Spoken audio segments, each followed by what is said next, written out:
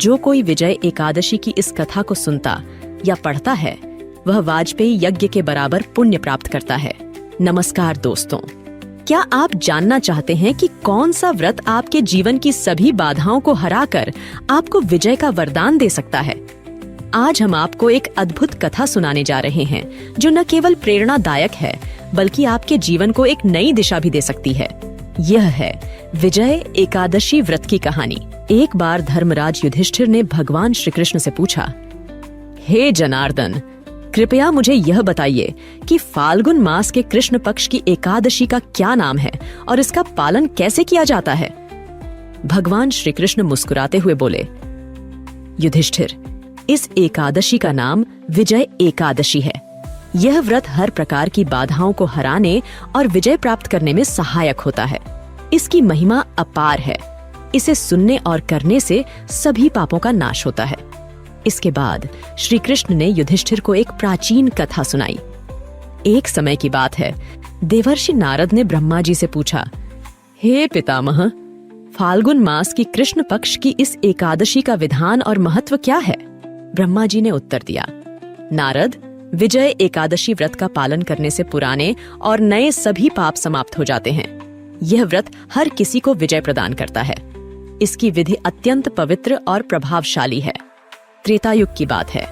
मर्यादा पुरुषोत्तम श्री राम 14 वर्षों के वनवास के दौरान अपनी पत्नी सीता और भाई लक्ष्मण के साथ पंचवटी में निवास कर रहे थे। एक दिन दुष्ट रावण ने सीता का हरण कर लिया। इस घटना से श्री राम अत्यंत व्यथित हो गए। उन्होंने सीता की खोज में चारों दिशाओं में भ्रमण किया। इसी दौरान उनकी भेंट जटायु नामक पक्षी से हुई, जो घायल अवस्था में पड़ा था।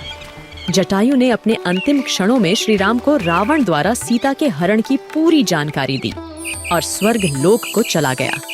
आगे चलकर श्री राम की मित्रता वानर राज सुग्रीव से हुई। सुग्रीव ने हनुमान जी को सीता की खोज के लिए भेजा। हनुमान जी ने लंका में जाकर सीता का पता लगाया और उन्हें श्री राम का संदेश दिया।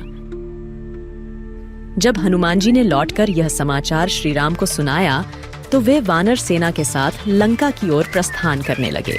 जब वे समुद्र के किनारे पहुंचे तो श्री राम ने चिंतित होकर लक्ष्मण से कहा, इस विशाल समुद्र को हम कैसे पार करेंगे? लक्ष्मण ने कहा, भैया, यहाँ से थोड़ी दूर पर वकदालभ्य नाम के महान ऋषि रहते हैं। आप उनके पास जाकर इसका समाधान पूछ सकते हैं। श्री राम तुरंत वकदालभ्य ऋषि के आश्रम पहुंचे। उन्होंने ऋषि को प्रणाम किया और अपनी समस्या बताई। ऋषि ने ध्यानपूर्वक सुनने के बाद कहा, राम, यदि आप फाल्गुन मास के कृष्ण पक्ष की विजय एकादशी का व्रत करें तो निश्चित रूप से आपकी विजय होगी और समुद्र पार करने का मार्ग भी मिल जाएगा। ऋषि ने व्रत की विधि भी बताई। उन्होंने कहा, दशमी के दिन मिट्टी, तांबा, चांदी या सोने का एक घड़ा बनवाएं। उसे जल से भरकर उसमें 5 पल्लव रखें। घड़े के नीचे 7 अनाज और ऊपर नारियल रखें। श्री नारायण की प्रतिमा स्थापित कर पूजन करें। एकादशी के दिन स्नान आदि से निवृत्त होकर धूप, दीप, नैवेद्य और नारियल से भगवान का पूजन करें। दिन भर उपवास रखें और रात्रि में जागरण करें। द्वादशी के दिन नित्य नियम से निवृत्त होकर उस घड़े को किसी ब्राह्मण को दान कर दें। हे राम, यदि तुम इस व्रत को सेनापतियों सहित करोगे तो तुम्हारी विजय अवश्य होगी। श्री राम ने वकदालभ्य ऋषि के निर्देशों का पालन किया। इस व्रत के प्रभाव से उन्होंने समुद्र पार किया और रावण को पराजित किया। श्री कृष्ण ने कहा, युधिष्ठिर, जो कोई विजय एकादशी की इस कथा को सुनता या पढ़ता है वह वाजपेयी यज्ञ के बराबर पुण्य प्राप्त करता है। यह व्रत दोनों लोकों में विजय और समृद्धि प्रदान करता है।